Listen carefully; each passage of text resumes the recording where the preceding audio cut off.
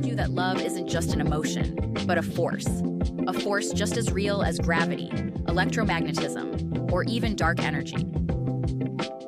Science tells us that reality is shaped by fundamental forces. But what if love is one we've simply overlooked? Think about gravity.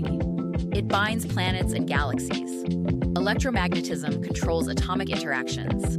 But love connects people, drives actions, and shapes our very existence.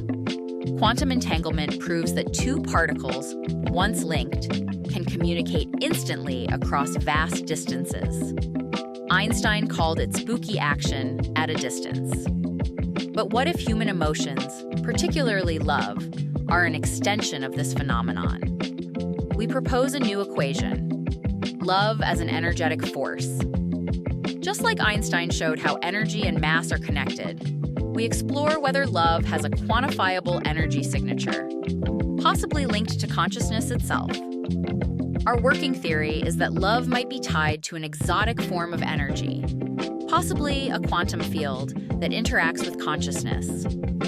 If emotions affect quantum states, then love could be represented as a wave function that collapses when reciprocated, essentially forming a tangible force field between individuals.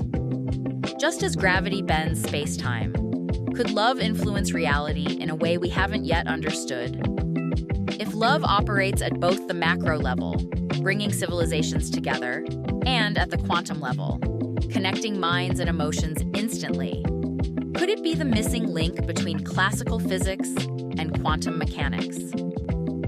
We're on the verge of proving that emotions aren't just psychological, but physical forces with real impact on energy fields. So maybe love isn't just in your head. Maybe it's written in the fabric of the universe itself. If this idea excites you, subscribe and drop a comment with your thoughts. One more thing. Before you go, be sure to check out the paper we published on CERN's open repository, Zenodo. We hope this sparks curiosity and inspires others to expand on this idea and theorize new ways to bridge love, physics, and quantum mechanics.